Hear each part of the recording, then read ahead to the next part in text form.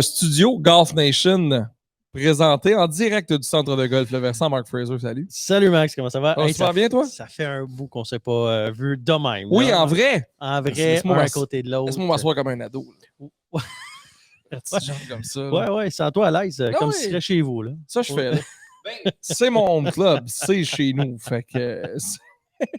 T'as le droit de t'effoirer. Ouais, bienvenue à cet épisode de Golf Nation, que vous l'écoutiez sur TVA Sport, que vous l'écoutiez sur Cube Radio, sur notre page Facebook, peu importe. YouTube, signal de fumée, all of that. Merci d'être là. Merci de passer ce moment-là, les 45-50 prochaines minutes avec nous autres. Ouais. L'actualité golf a été faste dans les derniers jours. Eh boy! Il y a bien des affaires à discuter. Ouais. Il y a beaucoup de sujets. Il s'est passé bien des affaires. On a joué du golf dernièrement. J'ai joué du golf dernièrement. J'ai été sur les tournois du East Coast. On va faire tout ça aujourd'hui. Ouais. Mais on va commencer tout de suite avec le vif du sujet. Le premier sujet de la journée. On va le clairer parce que d'après moi, on va en jaser longtemps. OK. Le voici, les premiers joueurs sur le Live Golf Tour qui présente son tournoi à London, en Angleterre. Qu'est-ce que tu veux? Est-ce qu'on a un insert? On peut faire un petit insert oui. présenté pour nos amis de...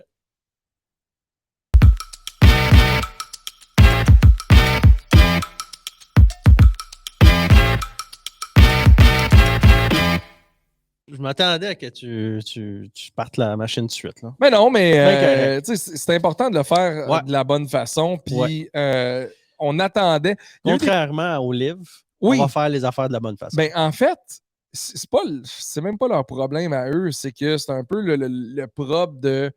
Une autre association arrive, les joueurs ont le choix ou non de s'y prêter puis d'aller jouer. Puis présentement, ça fait beaucoup jaser. On vous rappelle les événements. Il y a une ligue qui est gérée par Greg Norman. L'argent provient de l'Arabie Saoudite. Il y a beaucoup d'argent là-dedans. On fait une ligue à quarantaine de joueurs à peu près. 48 joueurs. On sort un field on devait sortir, en fait.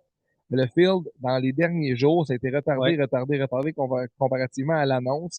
Et à la différence du PGA Tour, c'est que tu as de l'argent garanti en te présentant sur ce tournoi-là. Fait que gagne, perd, peu importe. Un montant pour le gagner, évidemment, mais tu sais que tu vas faire quand même passablement beaucoup d'argent. Il y a 25 millions sur la table. Ouais.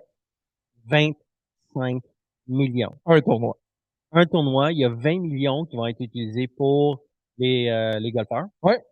Et il y a un petit 5 millions, tu sais, un petit 5 millions à côté pour d'autres affaires, d'autres activités reliées aux événements. Avant de parler de DJ, parce que je sais qu'on en jasait longtemps, voici les noms de ceux qui seront sur ce tournoi-là. Sans surprise, Sergio Garcia. Lee Westwood est là. Kevin Na. Richard Bland, Louis Oosthuizen, Ian Poulter, Taylor Gooch, Bernard Wisberger, Adam Ogletree, Hudson Swafford, Charles Schwargel, Martin Kamer, Graham McDowell, Chase Koepka, Mini Brook. Mini Brook qui va être là. Attends, quand j'ai vu la photo ce matin, j'ai fait « Hey, il ressemble à Brooks Koepka ». Mais c'est pas Brooks Koepka, c'est la version falsifiée. Oui, c'est la version falsifiée. J'adore ça. Mais Chase Koepka va être là. Brandon Grace, et tu disais Taylor Gooch. Il n'y a pas grand monde de surprenant là-dedans. Mais il y a du monde que je connais pas tout. Ratchanon Chatanawayanut. C'est un amateur du Thaïlande. OK. Henny Duplessis. Connais pas. D'Afrique du Sud. Oliver Fisher, Angleterre. Connais pas. Je les connais pas. Le tournoi est présenté à Londres, en Angleterre. On va voir justement comment ça va se déposer là-bas. Mais c'est 42 joueurs pour le premier tournoi. Ça commence le 9 juin au tournoi, au terrain golf, le Centurion Club. Et on a annoncé ce matin, ça a eu l'effet d'une bombe, que Dustin Johnson, l'ancien numéro 1 mondial, DJ, va jouer ce tournoi-là. OK, on va prendre les affaires en ordre. C'est la même fin de semaine que ce tournoi-là, il y a l'Omnium canadien. Le vrai nom, c'est ça. RBC Canadian Open. Le tournoi s'appelle RBC, la Royal Bank of Canada Canadian Open, le RBC Canadian Open. Oui. RBC est dans le golf professionnel depuis longtemps. RBC met vraiment beaucoup d'argent. Jim Furyk, c'était un des premiers à être commandité par des RBC. Au-delà de la commandite, ils mettent beaucoup d'argent dans le développement des joueurs aussi, dans les programmes juniors. Oui, ils sont bien impliqués avec Golf Canada. Ouais, puis là, ils sont là-dedans. DJ, quand il joue là, au tournoi, là, sur sa manche droite, sur son chandail, il y a quoi? Gauche. Sa manche gauche, il y a quoi? Le logo du RBC Canadian Open. OK. Là, le RBC Canadian Open sur son bras gauche. Et là, il décide de jouer dans un tournoi qui n'est pas le RBC Canadian Open, qui se tient la même fin de semaine. Ouais. Puis là, un des problèmes là-dedans aussi, c'est que le defending champ cette année, c'est Rory McIlroy à Toronto, qui l'a gagné avant la pandémie, les 2 ans où c'était annulé. Justin Thomas va être là. Le field à Toronto est vraiment impressionnant aussi. Là. Très impressionnant. Cam Champ va être là. Ouais.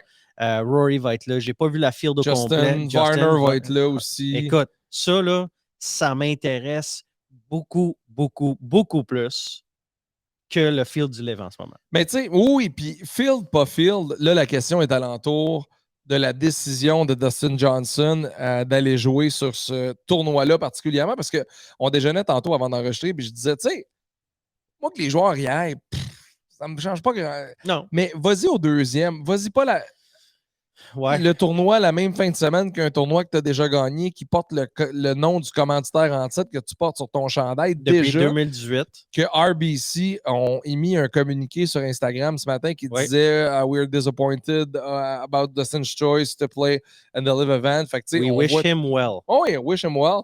Est-ce que ça veut dire que l'association est terminée? C'est ça que j'ai compris. Tu sais, ce matin, dans le Golf Digest, là, on peut lire, son agent David Winkle dit ça fait 2 ans que Dustin regarde la possibilité de jouer sur ce tour-là. Ouais. Il a décidé que c'était dans le meilleur intérêt pour lui et sa famille de jouer ce tournoi-là.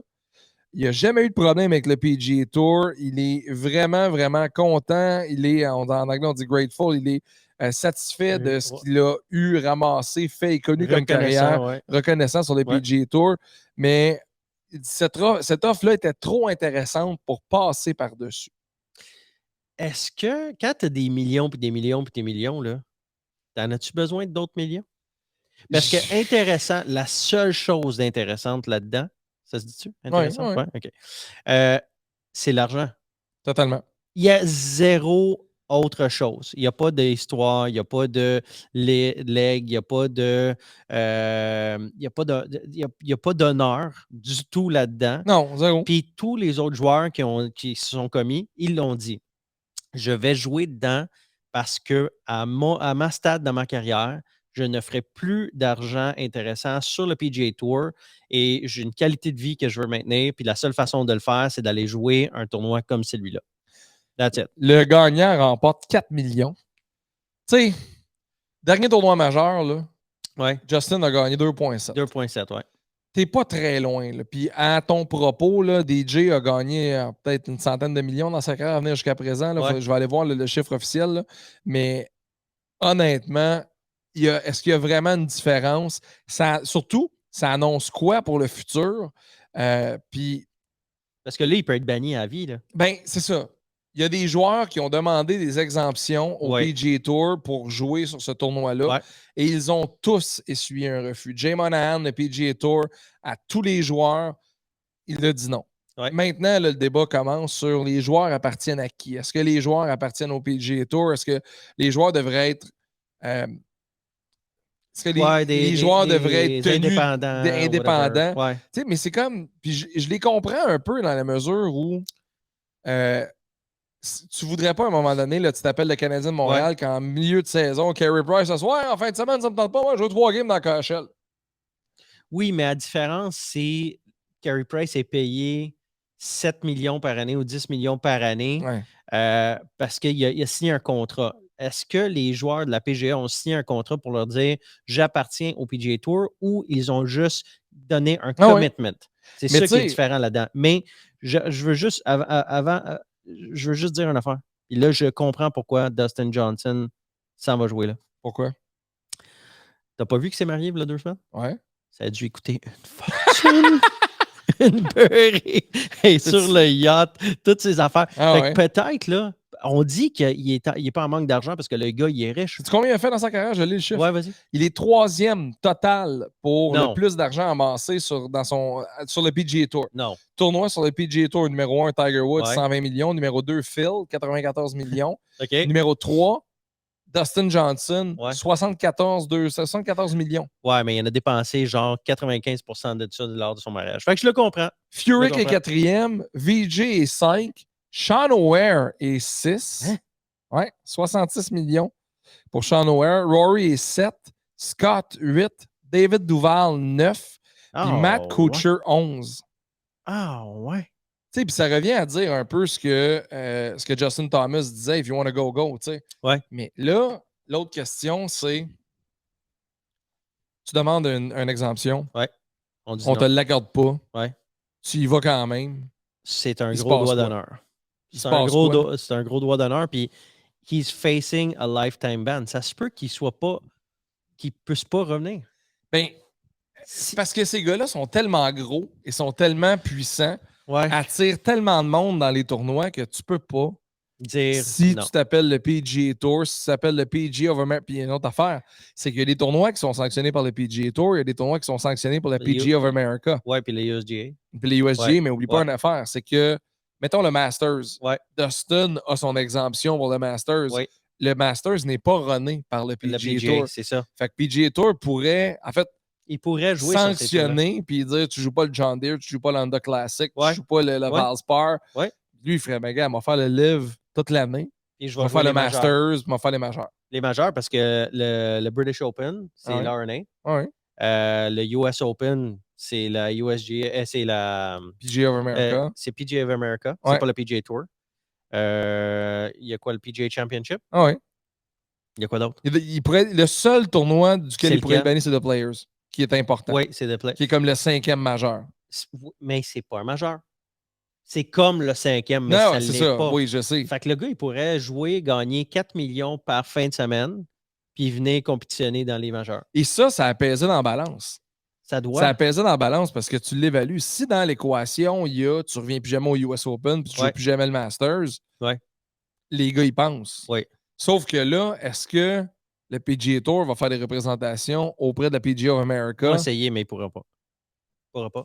Parce que c'est trop payant. Ces gars-là sont trop payants. Oui. Puis c'est pas une longue saison, le Live non plus. Puis je suis pas en train de dire que c'est correct, mais je dis juste que le modèle d'affaires qu'ils ont emprunté est un peu cannibale, là, puis est un peu rough. C'est sauvage. Ouais. C'est un peu sauvage, on va dire comme ça. Mais tabarouette, ça va venir shaker le pommier, ça va venir brasser. Là. Oui, mais est-ce qu'un headliner, parce que le seul qui est là, le seul headliner, à mon avis, qui fait vraiment, tu l'as dit, il est 3e sur la liste, c'est Dustin. Tu sais, Kevin Na, je l'aime beaucoup. Ben, Westwood. Ouais, Westwood ou Stazen. Oui. Il est à fin. Ils sont en fin de carrière, mais les gars sont populaires. Kevin Na, c'est le seul qui n'est pas en fin de carrière en ce moment, plus ou moins. Là. Taylor Gooch, il est nouveau. Oui, il est nouveau aussi. OK, mais quand on parle de gros headliners, ils ont juste réussi à aller chercher. Ouais, mais attends une minute, là. Il reste encore 6 places. 6 joueurs à annoncer. Phil n'est pas dans la liste. Hein? C'est ça que j'allais te dire. Parce que Phil, il n'est pas venu jouer le PGA. Non. Il n'a pas le droit.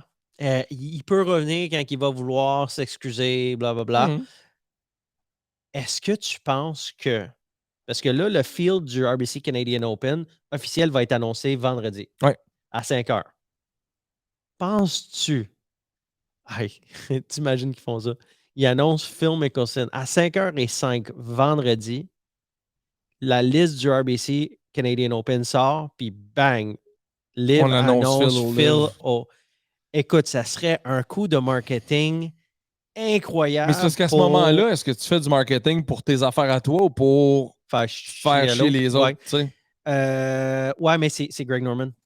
C'est Greg Norman, c'est dans son wheelhouse, c'est sa façon de faire les affaires. Du début, il l'a dit, il est prêt à se donner pour de l'argent qui est sale.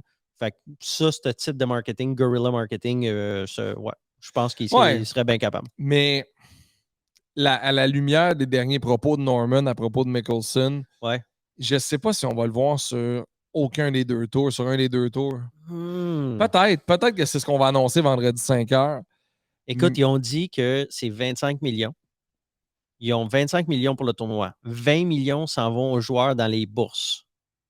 Est-ce qu'il y a un 5 millions de lousse pour garantie. dire... Appearance fee garantie. Pourquoi pas? Pourquoi pas? Ça irait acheter un Phil Mickelson. Là. 5 millions juste pour te présenter. Il n'y a pas de cote. Tout le monde joue la fin de semaine au complet. Tu es garanti 5 millions. Et si tu gagnes Phil Mickelson, tu t'en vas avec un autre 4 millions. Il s'en va chercher quasiment 10 millions. Puis l'autre affaire, payes-tu des taxes là-dessus? Oui, c'est un salaire. Oui, c'est un salaire. Ouais. Mais tu gagnes cet argent-là dans un tournoi qui est non à l'extérieur de ton pays. Oh, tu payes des. Oh, t'as pas le choix. Oh, t'as pas le choix. Je me demande si. Ouais, mais ils sont capables de trouver des paradis fiscaux aux autres. Là. T'as vraiment pas le choix, je crois. Puis l'autre question que je me posais, Live Golf, ça va être où? Ça va être disponible où? On va voir ça où? On va regarder ça où? Ouais. Ça va être sur YouTube. Non. Live. C'est ça qu'ils disent? Gratuit sur YouTube. Ouais, le Short-Term Strategy pour le premier tournoi qui sera présenté en même fin de semaine que le Canadian Open. OK. Ça va être diffusé live sur YouTube et sur livegolf.com. On a fait des announcements hier. C'est Greg Norman qui est le directeur là-bas, qui était en entrevue avec un journaliste qui dit « Ça commence, on va être en direct sur YouTube. Ça va être gratuit. Notre contenu va être gratuit. » Il dit « On a même des discussions avec la Chine présentement parce que la Chine géobloque YouTube, puis la Chine géobloque Facebook. » Mais ils ont des joueurs de l'Asie qui sont là. C'est ça. Puis là, on est en train de s'arranger pour outrepasser ça, leur fournir une plateforme. Fait que le tournoi serait broadcasté en Chine également. On regarde avec Snapchat, Facebook, Twitch aussi pour avoir d'autres médias comme partner. Puis on dit, in the short term, we're not planning to be on TV. Ça, là, c'est du big disturbing, là, qu'est-ce qu'ils sont en train de faire. Ils sont en train de shaker absolument tout parce que là... Combien paye NBC pour diffuser le... Ah oui. NBC, Fox, CBS, combien ça paye pour diffuser le golf? Combien de Jim Nantz s'est payé par année? Écoute, incalculable. Mais l'affaire, c'est est-ce que tous les... parce que les auditeurs qui écoutent le Golf Channel ou NBC, c'est traditionnel. Puis la plupart des golfeurs, on le sait que c'est 55 et plus. Est-ce que ces gens-là vont être amenés à...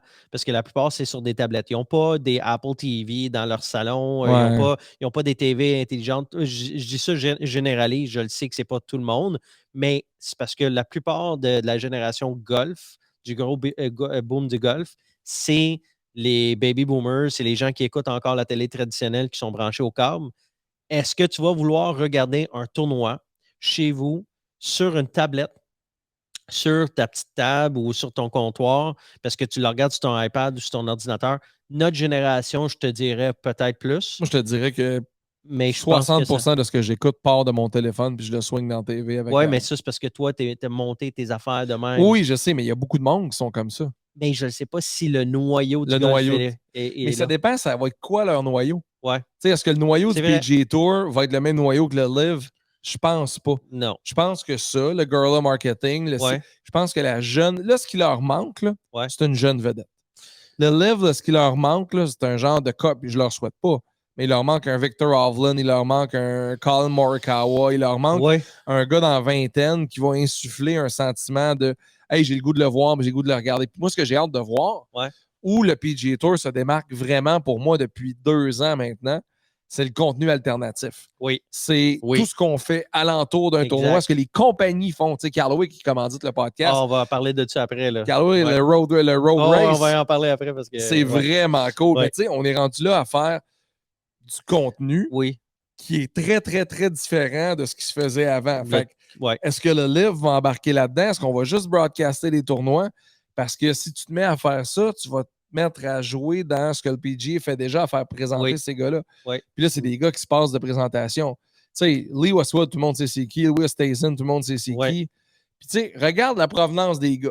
La plupart, c'est Asie puis Europe. Oui, mais on a couvert une grande partie du globe terrestre. Sergio, les gens de l'Espagne. Louis, l'Afrique. Westwood, un gars de la place. on va chercher de l'attention un peu partout. Puis nous autres, on en parle dans notre podcast. Ça en parle sur Serious Golf, sur la radio Serious. Ça en parle partout présentement. Mais ça reste que le golf, c'est un sport majoritairement américain. Il y a 16 000 terrains de golf aux États-Unis. Oh oui. Puis le reste éparpillé partout à travers la planète. Le reste. Ouais. Puis il y a 32 000 terrains de golf, plus ou moins. Fait qu'on parle plus de la moitié sont aux États-Unis. Fait que je dirais que ils vont attirer de l'attention. Oui, ça va faire... Mais vraiment, je ne souhaite pas que ça soit un succès. Mais je ne pense pas qu'un jeune Victor Hovland, un Justin Thomas, tous ceux qui ont... Tu sais, le top 10 du mondial en ce moment, ils ont moins de 30 ans. OK? Fait que tout ce monde-là, ils ont moins de 30 ans. Est-ce qu'ils vont vouloir mettre en péril l'opportunité d'avoir un leg comme un Jack Nicklaus, comme un Gary Player? Parce que tu vas aller dans l'histoire pour les mauvaises raisons. Pas tout l'argent qui se gagne, c'est de la bonne argent. Pas tout ce qui shine, c'est de l'or. Tu sais, je pense que la première vraie bonne discussion sur le live qu'on aura, c'est le lendemain du tournoi. C'est ça. Quand on aura vu l'événement, comment c'est rodé, quel genre de tournoi c'est, l'ambiance solaire de quoi, qualité de l'image. Y avait-tu du monde sur place? Est-ce que la foule était au rendez-vous? Il paraît que ça coûte plus cher que voir un PGA Tour. Sur place? Oui. Ça coûte plus cher qu'aller voir un tournoi. T'as 25 millions en bourse. Moi, j'ai l'impression qu'on est en train d'essayer d'en faire une expérience VIP++, qu'on veut des gens qui sont très, très en moyen alentour de ce tour-là. Quand tu veux pas des buveux de bière là, comme dans certains tournois là, qui vont là. Puis que, j'ai vraiment l'impression qu'on est en train de faire un produit premium plus. Oui, mais on est en Angleterre. Puis en Angleterre, le golf n'est pas du premium plus. C'est sûr. Le golf en Angleterre, c'est du golf comme nous ici au Canada. C'est pour tout le monde. C'est pas juste pour les riches et célèbres.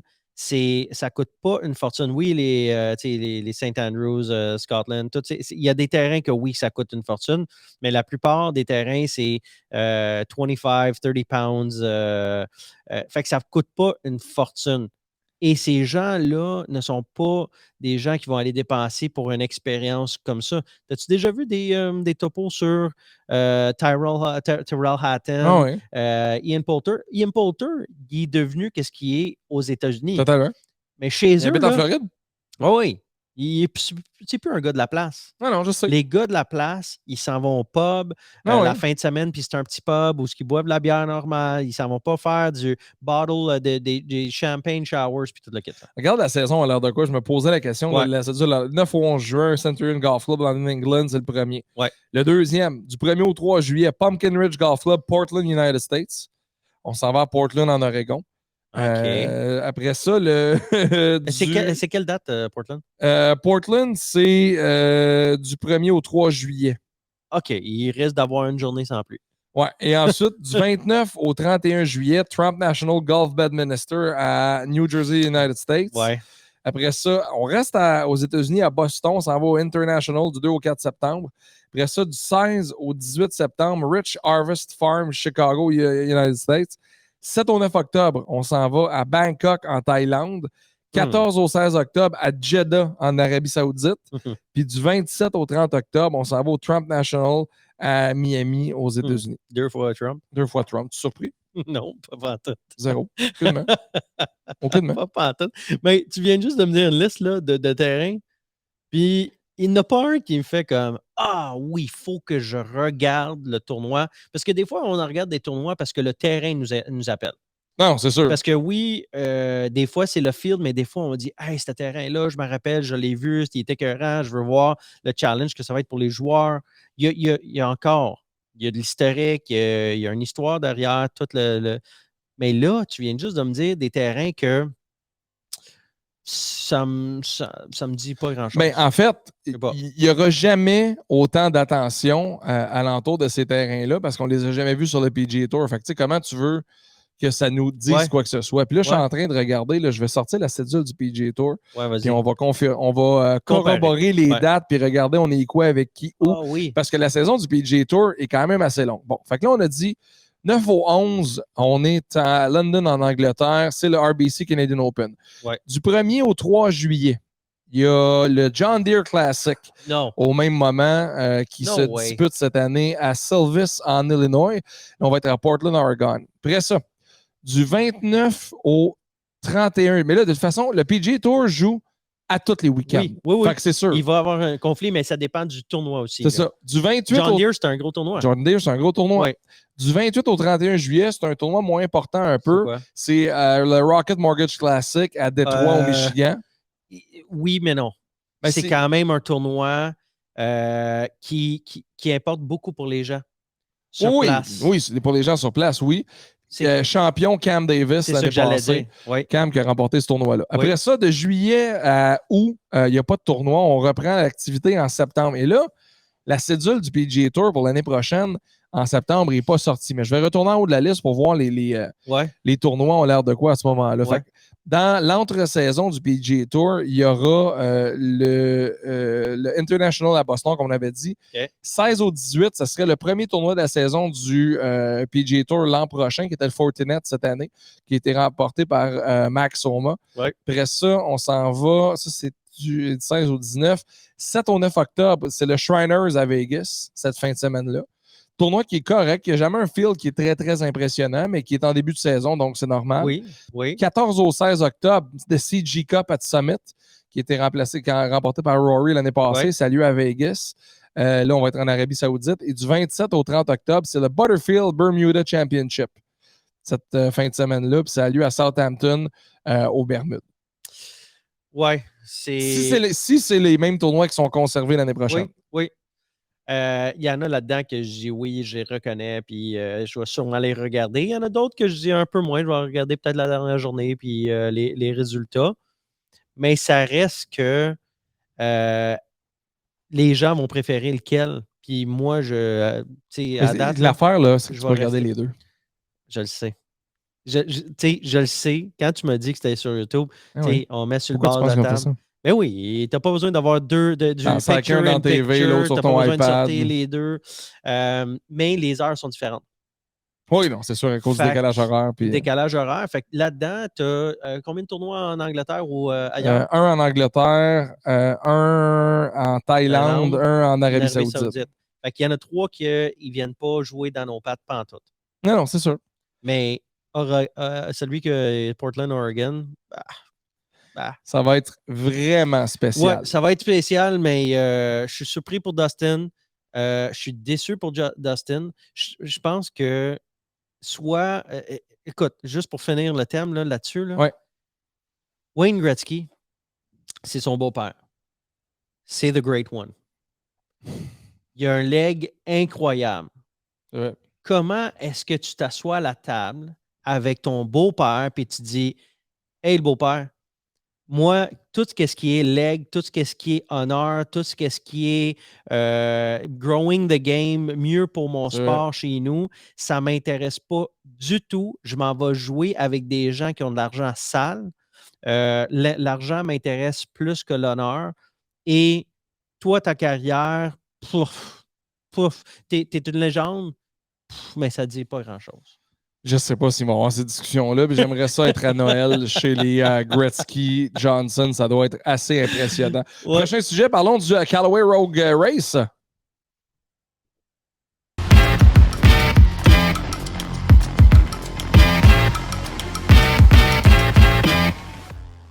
Saluer nos amis de chez Callaway qui sont au Content Creation. J'ai envoyé l'extrait de la semaine passée à Roger Steele qui est vraiment, vraiment sharp. Mais là, ils ont mis quelque chose cette semaine. Ils ont lancé les Callaway Rogue Race, des compétitions sur 9 trous avec des équipes de 2. C'est incroyable. Je l'ai écouté, je l'ai adoré du début à la fin. Celui que j'ai vu, c'est celui avec Kyle Kisner. Ouais. C'est drôle, c'est le fun. Tu as le sentiment d'être essoufflés comme ils sont. Puis, je te dirais, Roger Steele, c'est un phénomène lui-même. Roger Steele, c'est incroyable. Il rentre dans une pièce, puis tu es sûr de le regarder parce que c'est pas la face habituelle qu'on voit dans le golf. C'est un gars qui a de l'air d'un linebacker. Il est grand, il est large comme les épaules de 3 pieds de large. C'est un grand noir qu'on dirait qu'on verrait sur sur un terrain de football. Oui. Mais le gars, il a compétitionné dans le long drive. Tu l'avais déjà dit auparavant, mais le gars, il est plein d'énergie. On dirait là, un Energizer Bunny. Ouais. C'est malade comme concept. J'ai adoré. Toi, comment c'est où ce que tu l'as vu la première fois? Puis... Sur les pages de Callaway. Directement sur les pages de Callaway. Puis là, quand j'ai vu le Callaway Rogue Race, quand on l'a mis ensemble avec Kevin Kisner, c'est tellement drôle. Vous irez voir, c'est directement dans la section YouTube. Je vais le partager parce que j'ai voulu le partager quand je l'ai vu. Je ne l'ai pas fait parce que je savais qu'on en parlait. C'est des épreuves qui sont à. Je ne vais pas en comparer, là, mais qui ressemblent à ce qu'on faisait au Big Break de Danny. C'est ce que j'allais dire. Puis pas 20 fois dans l'été, mais j'aime ça participer à ces journées-là. Une fois de temps en temps, je trouve ça vraiment le fun. Oui. Je ne sais pas si. Mais je pense que Roger Steele, il va avoir l'énergie pour toutes les faire avec tous les différents joueurs. Puis être sur place, puis vraiment avoir. Garder l'énergie à haut niveau. Mais quand je l'ai vu, là, j'ai dit ça, là, j'aimerais y participer. Puis pas juste une fois à l'été. Non, c'est sûr. Moi, là, j'embarquerais toutes les fins de semaine là-dedans. Je te le dis, j'ai capoté. Il y a une épreuve, là, c'est le ball flight, c'est piquer des balles au sol. C'est qu'en fait, tu frappes ta balle et dans le jargon, on dit le hang time, le temps que ta balle passe dans les airs, c'est le temps que ton partenaire de jeu a pour piquer des balles sur des tees au sol. Pour les mettre tout ça. Puis il faut qu'il reste sur le tee. Tu sais, je sais pas combien de temps ça voudrait piquer une balle, mais tu piques souvent la balle à tombe, là, tu joues avec, puis il est stressé. C'est vraiment bien fait. Puis j'ai écrit justement à notre chum de Callaway pour leur dire honnêtement, bravo pour le contenu parce que c'était vraiment, vraiment très, très bon. Je trouve qu'ils sont en train de pousser l'enveloppe, puis ça vient toucher un peu ce qu'on avait dit tantôt du PGA Tour en général, du meilleur contenu, des affaires rajeunies. Totalement. Mais ces épreuves-là, même pour des gars comme Kyle Kisner qui ont joué toute leur vie, un Roger Steele qui est un long drive. Kyle Kisner. C'est Kevin Kisner. Toutes les fois, tu dis Kyle, ça me fait rire. Il a de l'air d'un Kyle. Il est funny, Kevin. Il est vraiment, vraiment funny, Kevin Kisner. Il est drôle. Il est drôle. Fait que, tu sais, les épreuves que je vois, tu sais, même Kevin Kisner, il frappe une balle avec un driver, puis il ressemble à nous autres, là. Une balle manquée, une balle, c'était même pas shanké, c'était vraiment topé, tu sais, parce qu'il est dans l'énergie, dans l'action. Vraiment, vraiment cool. Puis les angles de vidéo sont écœurantes. C'est la première fois qu'on voit, on dirait que l'action du golf, là, on dirait que c'est Tom Cruise, Top Gun que tu es allé voir. Là. C'est de l'action, les drones qui bougent, des caméras sur le bord du car. Tu vois la roue qui spin avec une musique incroyable pour accompagner toute l'affaire. Ah, totalement. Non, c'est vraiment bien fait. Il faut les saluer, puis bravo pour ça. Oui. Puis là, parce que on a des versions. Puis on va rembarquer dans les Coast après, dans le sérieux, l'affaire sérieuse du East Coast. Mais toi, tu en fais des affaires, des épreuves semblables à ça. Ouais. On a fait une vraiment cool en fin de semaine. On était justement au domaine Château-Bromont, Golf Château-Bromont pour le championnat de Bromont, présenté par le domaine Château-Bromont, Robusto, justement, et Parisi Golf. Puis c'est vraiment cool parce que Martin, là-bas, et la gang du château nous laissent faire à peu près ce qu'on veut. On arrive avec des idées de débiles, puis ils font ouais, OK. Vous allez voir ça à TVA, c'est le deuxième show de la saison. On a pris un ancien du Rouge et Or, un joueur actif du Rouge et Or. On a pris un ancien des Carabins, un joueur actif des Carabins, puis deux anciens du Cégep André Laurando. On a tout un line-up de joueurs, puis on leur a fait frapper des balles de la terrasse du château Bromont. Par-dessus la rue, par-dessus les tentes, par-dessus la mairie spa jusqu'au verre du 16e. C'est une shot d'à peu près 135 verges où tu ne vois pas le verre. Fait que dans le fond, ce qu'on a fait, c'est qu'on a mis les drones dans les airs. On leur a montré la pin et où avec le drone. Ils se sont pris un point d'enlignement au hasard. Puis Laurent Desmarchais, Étienne Brault, Raphaël Lapierre-Messier, Caroline Sio, Dave Twiddle et Sonny Michaud se sont élancés. Pour ce défi-là. 135 verges blindfold. Tu vois, mais tu vois pas. Oui, tu vois pas la peine. Tu sais, on a déjà vu des shots comme ça dans des tournois professionnels où ce que les joueurs, ils l'ont passé par-dessus la tente Hospitality Desk puis tout le kit, puis ils doivent passer par-dessus. Ça doit être malade. Les gars, les filles adorent ça, faire ça. Mais j'imagine, puis est-ce que tu penses que tu vas t'inspirer du Rogue Race dans le futur? Oui, on va sûrement choisir des défis comme ça. Comme là, tu vois, on s'en va au Connecticut bientôt pour un tournoi du East Coast Pro Tour. Puis dans Happy Gilmore, le premier tournoi de Happy, c'est au Connecticut. Puis c'est à Guilford ou Wilford. Guilford, je pense. C'est une ville inventée. Là, puis en fait, non, la ville existe, mais le terrain. Le terrain, c'est un terrain genre de Vancouver, je pense, où ils ont tourné. Là. Fait qu'on ferait des défis Happy Gilmore au Connecticut. On ferait le gars avec la plus longue drive sur 3 balles à la façon d'Happy Gilmore avec un swing. Hey, c'est moins facile qu'on pense. C'est vraiment pas simple. Là. Non. Peut-être pour eux autres, c'est parce que c'est des pros. C'est peut-être juste nous autres. Oui, mais c'est parce que les pros, ils prennent ça au sérieux. Ils s'essaient rarement de faire des coups comme ça. C'est nous autres, les amateurs, on se dit, bah, on va l'essayer parce que c'est le fun, c'est avec nos chums. On participe plus dans des tournois que des pros. Fait que peut-être... celui qu'on va faire en Beauce, là, moi je l'adore, celui-là, ça s'appelle Hit the Number. C'est qu'on va te donner 5 balles.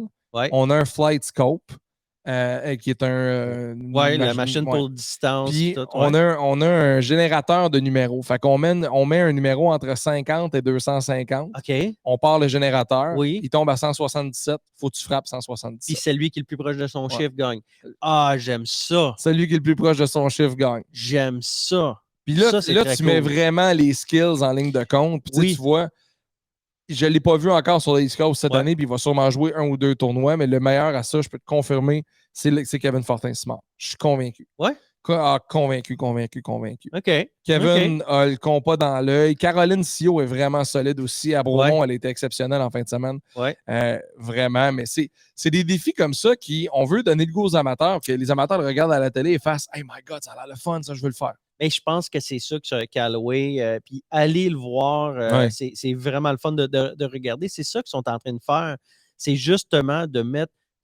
Quand j'ai commencé à l'écouter, la musique est super bonne, puis l'annonceur, le présentateur, le host, je pense qu'il se dit, il commence à jaser un peu, puis il fait l'introduction. Mon fils, Marcos, qui a 8 ans, 7 ans, il est descendu, il l'a entendu, il était dans sa chambre, il est descendu, il s'est assis à côté de moi, puis il dit « Put it full screen ». Puis il voulait la regarder full screen, parce que je la regardais sur mon portable. Puis il est resté les 14 minutes, c'est 13 minutes là, il l'a écouté au complet. Tu veux voir? Ça, là, parce que, tu sais, on est habitué d'écouter le golf à la télé, puis on entend... Non, évidemment, ils en étaient. C'est très calme. Ah oui, il y a de la musique, ça brasse. Là, ça brasse. Est-ce que je participerais plus dans des affaires comme ça? Je te dirais que oui. Je pense que oui. Je te dis que oui, parce que là, en fin de semaine, j'ai participé à une affaire ici au versant Gino. Concours de par 3. C'était un concours de par 3 sur le 18 trous par 3. Le Griffon. Vegas à 2. Ça, c'est le fun. C'est très le fun. C'est vraiment le fun. Tu sais, on dit que c'est un petit par 3. Les trous passent de 77 verges à 145 verges. Tu sais, imagine. Ouais.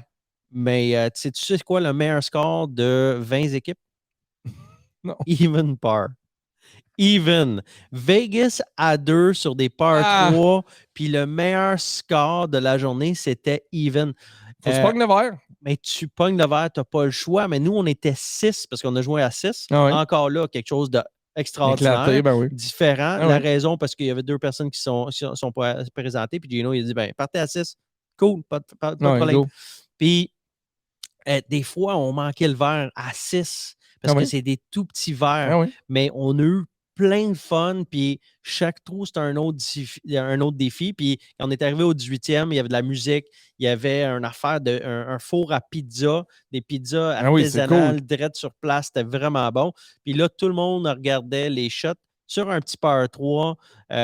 Puis dans mon équipe, encore, on a tous manqué le verre. Je pense qu'on a eu un sur le verre sur les 6 au dernier trou. Mais ça reste que des affaires en équipe, des affaires de preuve, des affaires qui brassent, de la musique.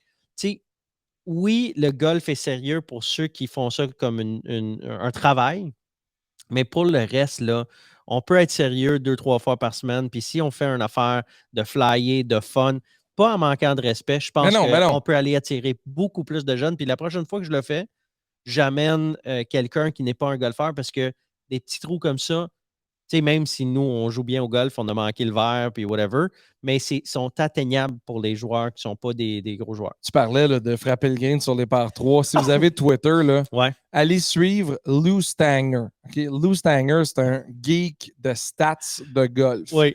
Je vous le lis en anglais, je traduis après. Okay. I'm interested in the answers to this one. For plus 2 indexes, les joueurs qui ont plus 2 d'index. C'est handicap, c'est 0, moins 2. Really good players. From 100 yards in the fairway, what % of shot finish on the green and inside 20 feet?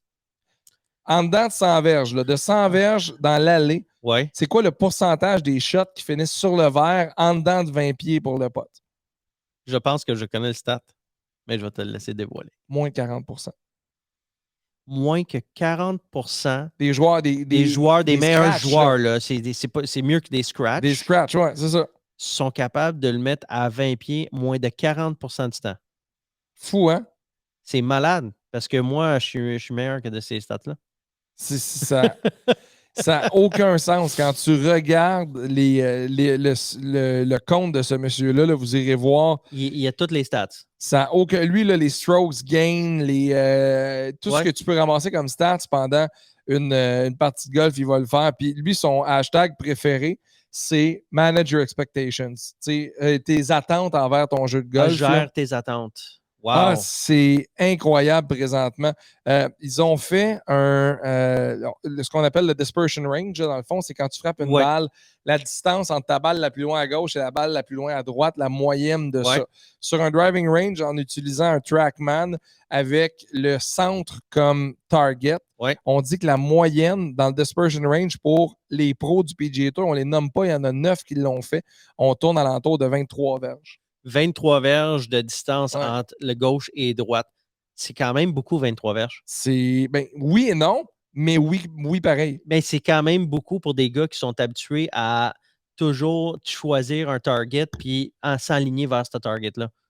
Parce que 23 verges, là, si tu penses au milieu vers le rough de chacun des côtés, tu es souvent dans le rough si c'est le cas. Je vous le dis, là, son compte Twitter est incroyable. Il prend ses affaires de Acros Golf aussi, là, qui sortent des stats. Je t'en donne un dernier.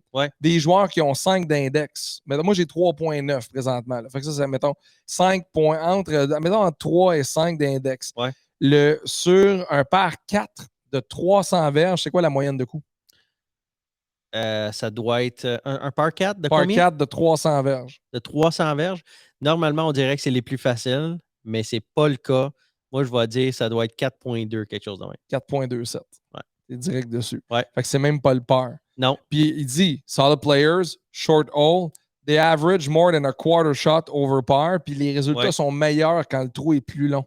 Oui, parce que tu ne te questionnes pas, tu n'essayes pas de te rendre au vert, parce que souvent, sur un par 4 qui est court, 300 verges, les gens vont essayer de le mettre sur le vert. Puis qu'est-ce qui arrive quand tu forces? Ça va mal. Tu sais, t'es gauche-droite, t'es dans la fosse de sable. Il y a plein d'affaires qui peuvent arriver qui fait en sorte que ton trou soit plus difficile. OK, c'est promis, c'est vraiment le dernier que je vous donne, là, parce que je vous le dis, son compte à Max, il est parti d'un mais moi, j'aime ça parce que je trouve ça intéressant. Tu sais, souvent, moi, frapper loin, OK? Ouais. Le pourcentage des joueurs de 10 d'index qui ont une distance moyenne de drive de 260 verges ou plus. C'est pas beaucoup. 10 d'handicap. C'est pas beaucoup. Moyenne de drive de 260 verges ou plus. C'est pas beaucoup. Ça doit être... OK.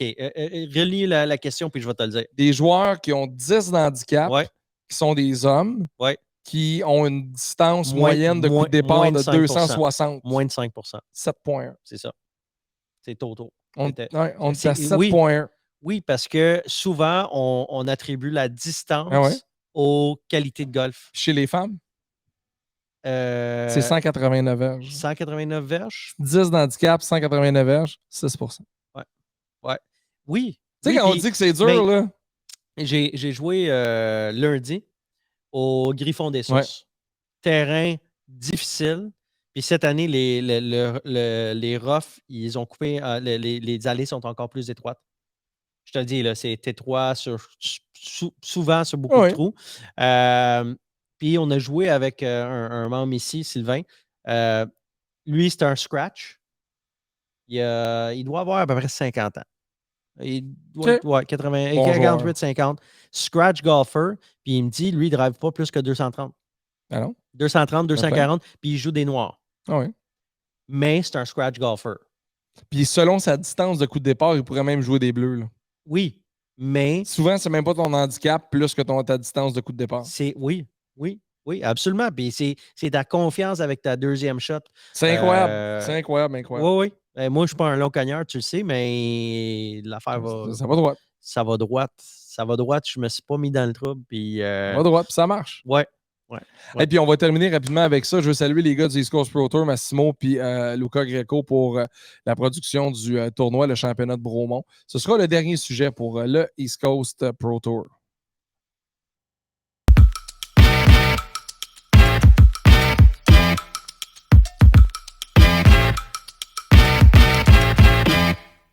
Domaine Château-Bromont, terrain de championnat. 2 jours avant le championnat canadien universitaire, toutes les universités canadiennes se rencontraient à Bromont, sont là, au moment où on enregistre ça. Là, on est mercredi le 1er juin. Ça se déroule au moment où on enregistre ça. Juste avant, il y avait le championnat de Bromont du East Coast Pro Tour qui était remporté par un gars qui s'appelle Calvin Ross. Calvin Ross a ramené 2 cartes de -9 et -6 pour remporter le tournoi, un cumulatif de -15. En 2 jours. Fredericton, New Brunswick, le seul joueur de l'histoire originaire du Nouveau-Brunswick à avoir remporté le Canadian Junior dans le temps. 4 ans à Texas State avec les Bobcats comme joueur là-bas. A fait le saut chez les professionnels en 2 ans. Il y a 2 ans, a fait 3e victoire pro déjà. 6 pieds, 165, 170 livres. Avec des briques dans les poches, à peu près 320, 330 de carry. Assomme une balle comme ça, aucun bon sens.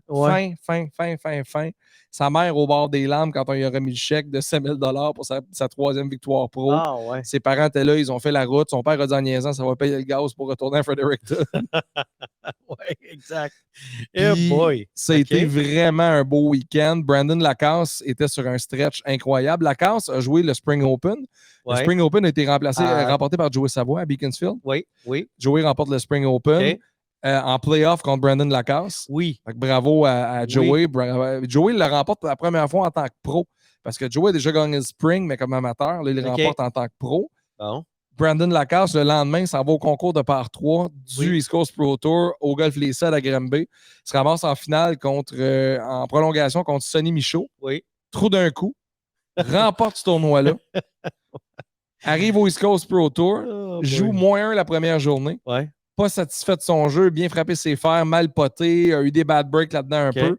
Le lendemain, il revient. Moi, je ne suis pas trop Brandon parce qu'à -1, puis je l'aime beaucoup. T'sais. Mais à -1, il n'est plus dans la course dans ma tête. Mais j'aurais jamais dû dire ça. Moi, on suit ceux qui ont ramené des -6, -7. On a des caméras sur ces joueurs-là. Mané, je fais un rafraîchissement de la page Internet du tableau des meneurs du East Coast. Brandon Lacasse, -10. Je fais, ils ont dû se tromper. Là, je vais ouvrir sa carte. -9 pour la game de retour. Il était -2 quand il est passé au turn au 9. -7 sur le back. Et tabarouette. Je demande à Brandon Lacasse. Puis c'était la deuxième journée? Deuxième journée. Il faisait pas beau la deuxième journée. Non, il a fait quand même correct. La première journée, c'était magnifique. C'était correct, mais la deuxième journée, c'était venté.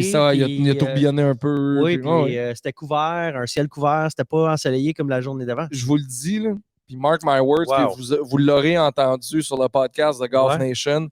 Si on est pour voir un Québécois un jour, dans les 5, 6, 7 prochaines années sur le PGA Tour, ce gars-là s'appelle Brandon Lacasse.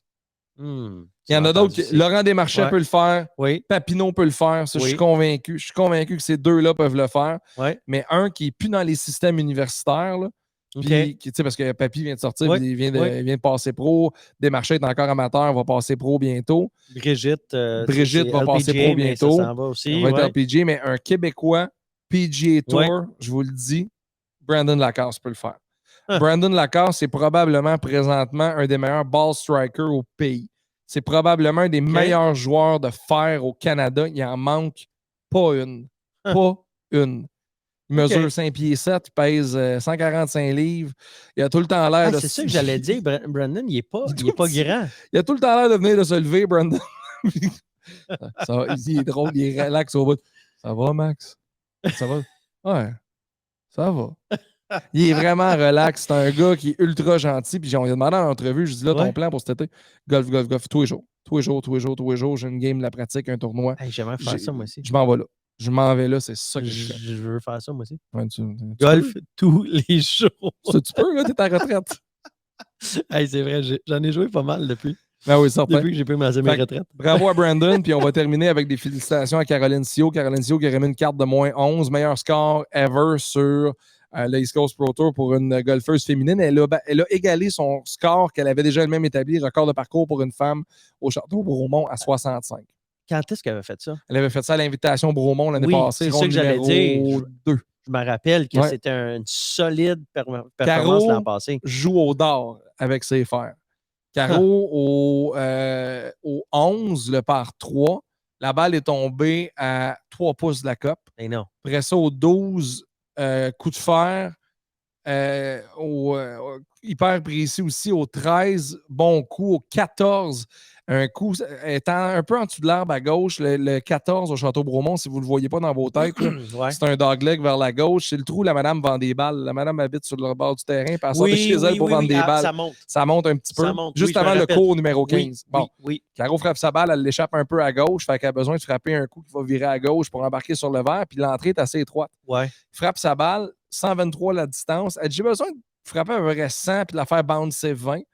La balle a fait 100. Elle a bouncé 20. Elle est arrivée à 4 cm de la cope. Ah, elle est gossante. Est-ce Pour que. vrai, gossante. Puis là, cette année, elle est professionnelle. Elle est professionnelle encore. Là-bas.